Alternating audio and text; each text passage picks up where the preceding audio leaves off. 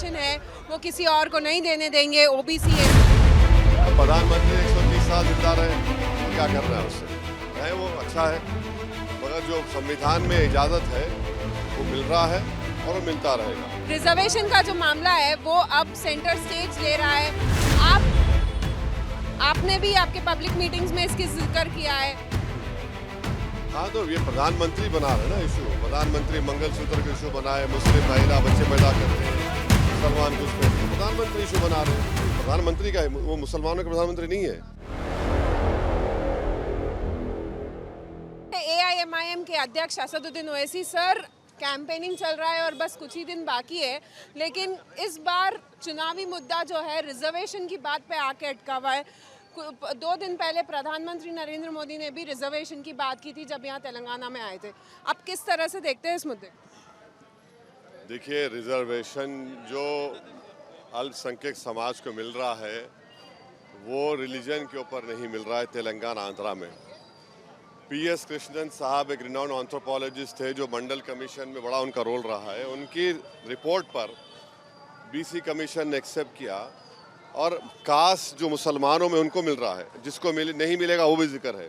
महाराष्ट्र में भी यही चक्कर है, महाराष्ट्र में भी ऐसे ही मिला है और उसको बॉम्बे हाईकोर्ट ने अपील किया है। तो प्रधानमंत्री सिर्फ ये डरा पैदा कर रहे हैं कि किसी का हिस्सा लेकर दिया जा रहा है, ऐसा कुछ भी नहीं है।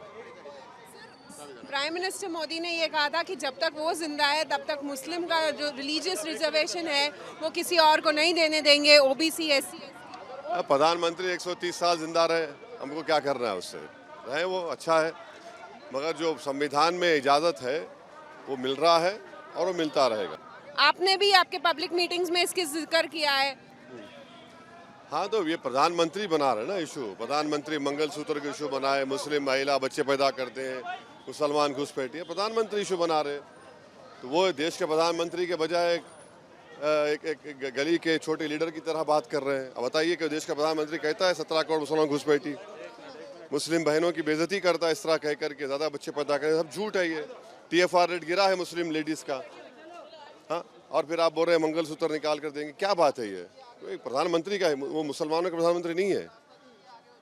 सर, अब अमित शाह जी जो हैदराबाद आए थे, कल रोड शो हुआ था अमित शाह का यहाँ हैदराबाद में, जहाँ पे उन्होंने पब्लिक को एड्रेस करते हुए ये भी कहा कि पिछले 40 साल से यहाँ पे रजाकार का रूल चल रहा है और इस बार हिंदू मुसलमान को किसी को डरने की ज़रूरत नहीं है और सबको बेझिझक होकर वोट करना चाहिए। बिल्कुल, वो जब कभी हैदराबाद को आते तो बगैर हमारा नाम लिए उनके पेट में दर्द कम नहीं होता। तो हर बार यही बकते रहते हैं। वो उसको हैदराबाद में बोलते हैं खादर खान के खट्टे डायलॉग बोलना। वो बक रहे हैं। म्यूनसिपल इलेक्शन में आए, राजमोहन जीत गया जहां वो कैंपेन किए थे। योगी 4 घंटे कैंपेन किए, वहां पर हम जीते। तो ये सब बकवास है। जो रजाकार थे वो पाकिस्तान भाग गए, जो वफादार थे वो अमित शाह मोदी से लड़ रहे हैं। सर, इस इलेक्शंस में बीजेपी ने अब की बार 400 पार का नारा दिया है, क्या तो पेट्रोल 100 पार हो चुका है। 400 पार का मतलब संविधान को या ख़त्म कर देंगे या बेसिक स्ट्रक्चर को ख़त्म कर देंगे और आरक्षण को, दलित के आरक्षण ख़त्म कर देंगे। तो ये इसका मतलब, ये 400 पार का मतलब वही चला गया ज़मीन पे कि मोदी जो है ये काम करेंगे। आप भी रिजर्वेशन मतलब कॉन्स्टिट्यूशन चेंज करने की बात कर रहे हैं, जो बीजेपी करेंगी ऐसा आप कह रहे हैं। रेवंत रेड्डी भी यही कहते हैं कि अगर बीजेपी, मैं अपनी बात कर रहा हूँ, मैं शुरू से इस बात को कह रहा हूँ और बीजेपी के जितने सरसंघचालक RSS जितने सरसंघचालक गुजरे हैं उनकी किताबों को पढ़ लीजिए, उनके भाषण का रिकॉर्ड है, पढ़ लीजिए। वो हमेशा कहीं ना कहीं आरक्षण और संविधान के खिलाफ लिखे हैं और बोल रहे हैं। आज इस चुनाव में बीजेपी के कई कैंडिडेट ये कह चुके हैं कि आरक्षण और संविधान को बदलना पड़ेगा।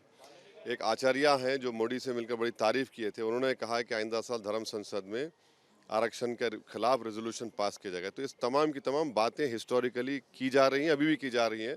तो ये हमारा एप्रीहेंशन नहीं है, बल्कि ये करना चाहते हैं और इनको मौका मिला तो करेंगे लोग।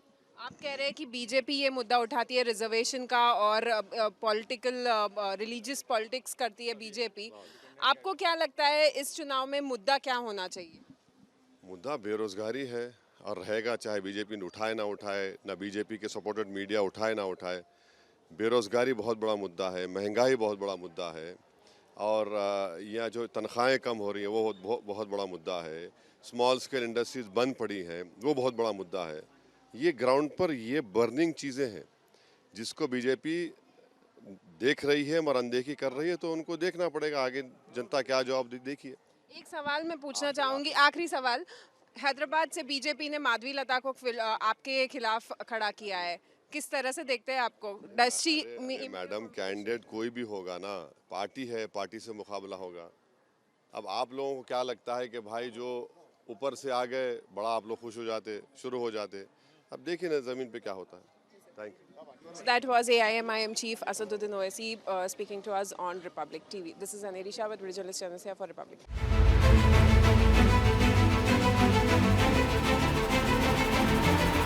इनका रिलीजियस रिजर्वेशन है वो किसी और को नहीं देने देंगे, ओबीसी है। प्रधानमंत्री 130 साल जिंदा रहे तो क्या करना है उससे?